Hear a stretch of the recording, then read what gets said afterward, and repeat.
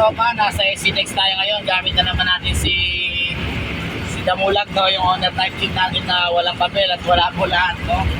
Papunta tayo ngayon sa Lubao, Pampanga. Meron tayong atake na Kia Pride. So, tingnan natin kung bawi pa tayo ron. Mura lang naman natin nakuha. Na-stock siya ng 3 taon. So, sana mga tropa, mapandar natin. Ayan, dito tayo sa Porac, exit.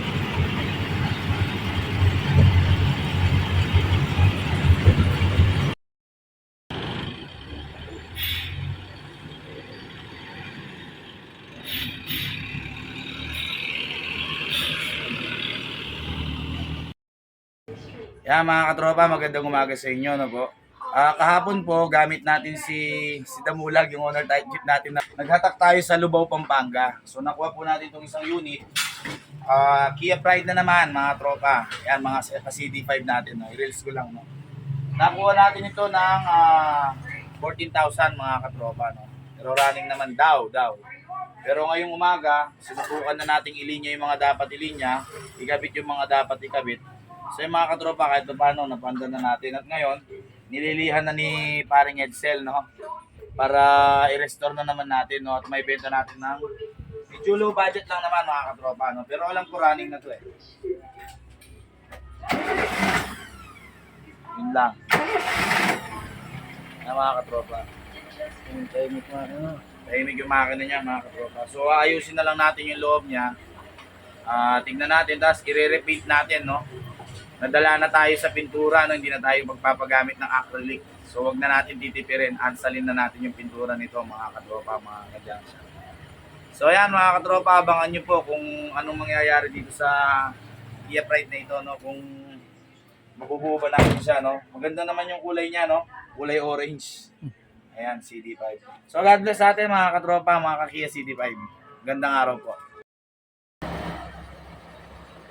Gandang araw mga katropa, mga ka-junk shop, mga ka-Kia CD5.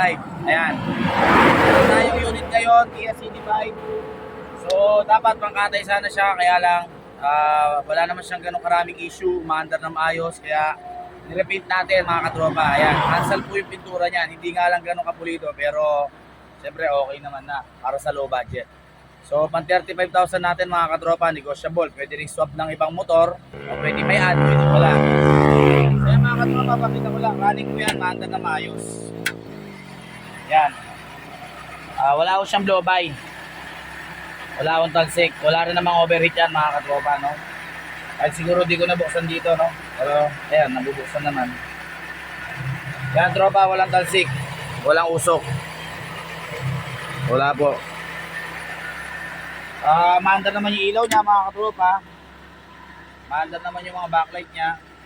Mga minor issues mga katropa, yung tawag ito, aircon niya, complete accessories, kaya lang wala akong preyon. So pakita natin loob mga tropa. Nga pala yung mga gulong niya, makakapal naman mga tropa, no? Pwede pa. Lalagyan din natin yung reserva. Ito nga pala issue niya, no? Side mirror, pero okay naman. Ayan sa loob, parang Edsel. Pakita mo yung loob. Maandar din naman yung radyo mga tropa.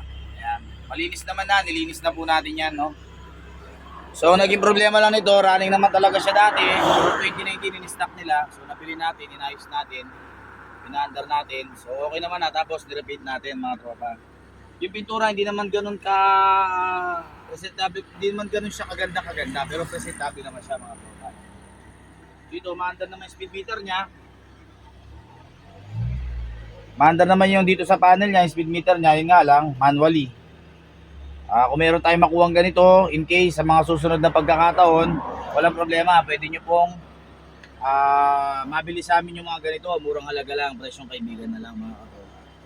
So yan mga katropa, Kia CD5, complete papers, ID, deed of sale, open deed of sale. Ngayon, paso lang yung registro niya from 2019. So napaso siya niyan, bali 2020 mga katropa. So 3 years po yung pagkapaso niya. So baka sakali mga katropa, meron may kursonada, mga Kia CD5 natin dyan. Kung meron namang sirang CD5, pwede ring swap na lang natin. Dagdag na lang po, pag-usapan na lang natin mga katropa. So maraming salamat mga katropa, mga Kia CD5. God bless po sa ating lahat.